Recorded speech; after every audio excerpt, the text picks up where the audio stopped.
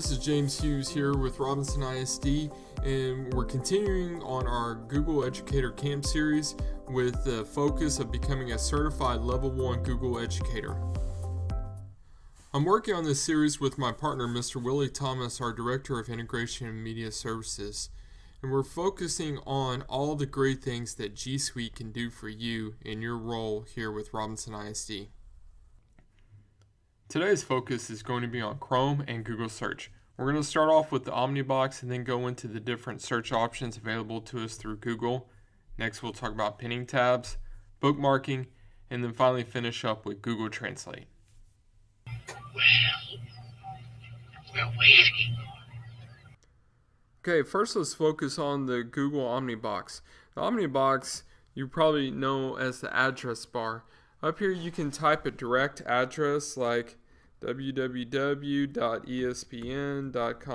It'll take you directly to a website. But it can also serve as a search engine. So if I want to go to CNN,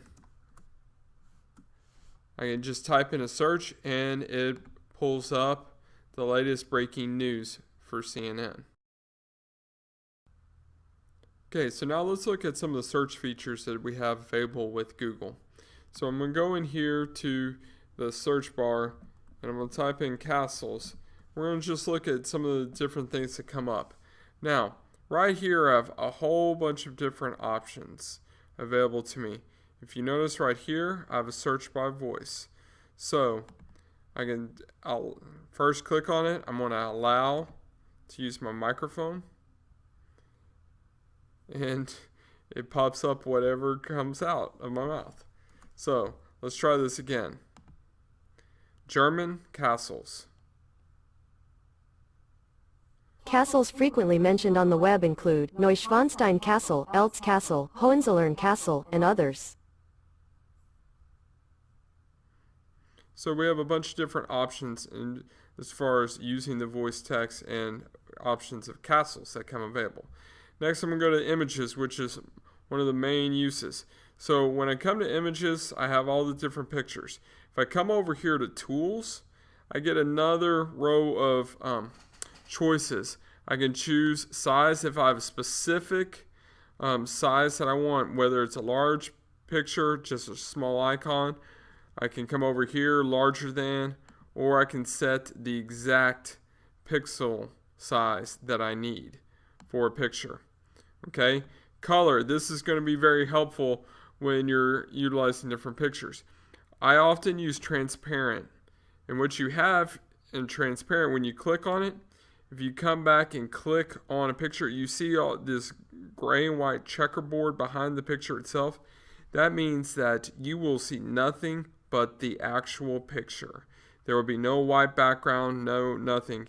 You are only going to see the picture itself.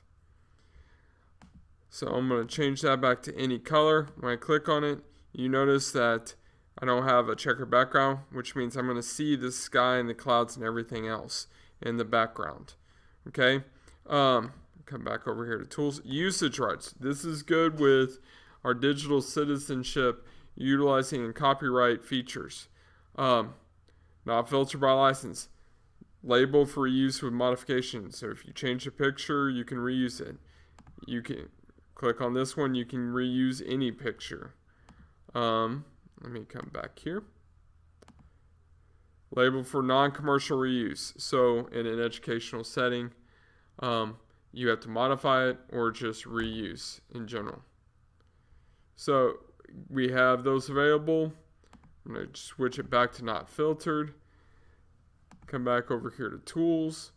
Okay, we have the type, whether if we want something with a face and a photo, if we want it as a clip art feature, time, when was it posted, when was the picture itself posted, and then we have this last feature. I can come over here, clear my different options. It takes me back to the original search. One feature I like when we're searching for pictures, maybe you have a picture you want to know what it is, but you don't know where it came from. Click on this camera, and you can paste a URL for a picture, or you can choose to upload an image. So I'm going to come over here.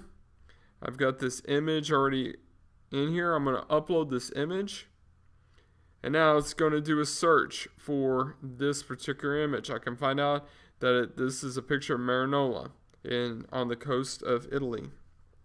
So we have that option for searching in Google, which is really helpful if you have a picture, but you don't know where it came from and you don't know what it is of. The next thing I want to focus on is pinning tabs. If you've ever been working with Google Chrome and you're needing to shut down your Chromebook or walk away, or you're always afraid that you're going to lose the tab that you've been working on for a long time, what you can do is open a new tab.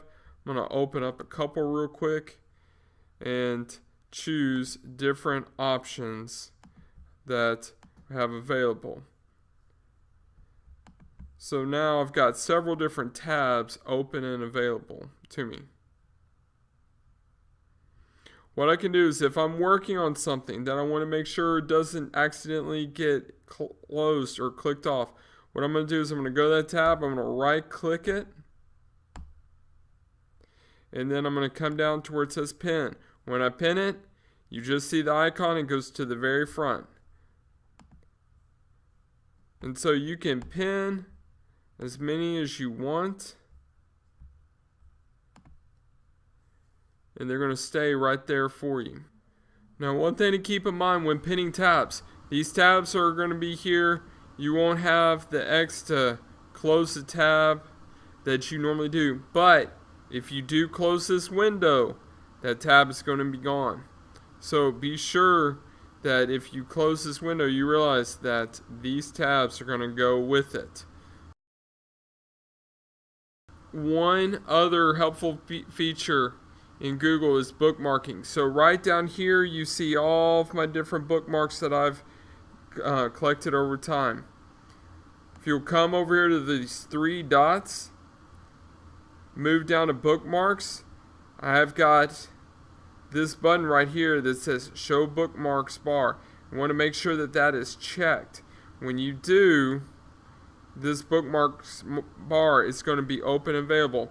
If I am on a page that I want to keep, let's go to YouTube right now. If I want to be sure that I have a page I want to keep, this one's already bookmarked, so let's go to CNN. So say that I want to keep this page, I'm going to hit this star, and it gives me the name and it gives me the location. If I want to put it inside of a folder, I can do that. Or if I just leave bookmarks bar, it's going to be right here. If, first off, I want to get rid of all the extra junk, maybe I just want it to be labeled CNN, I can leave that and it'll be just what I posted up here. If I take the whole name out and just hit done, then I can come over here. If you see down here at the very, very bottom, you'll see just the icon itself, kind of like I have over here. I have the icon, but I don't have any names. This just frees up extra space where I can get as many bookmarks visible.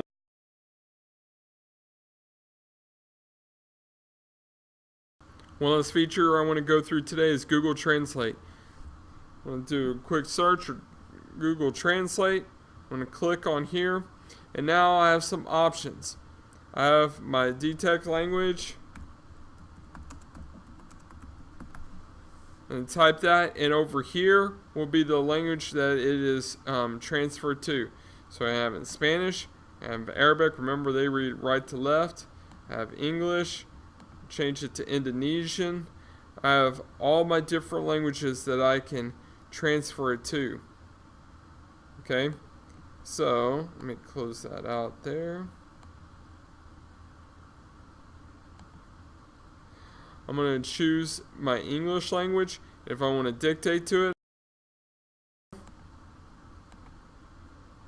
I'm going to allow it to use my microphone. I'm going to say hello out there. I'll hit the microphone again to turn it off, and it's transferring it into Indonesian. Switch it over to Arabic, it will look like this. see, go to Korean, and it will look like that. So there's Google Translate for anybody that is needing to translate a document to home in the home language.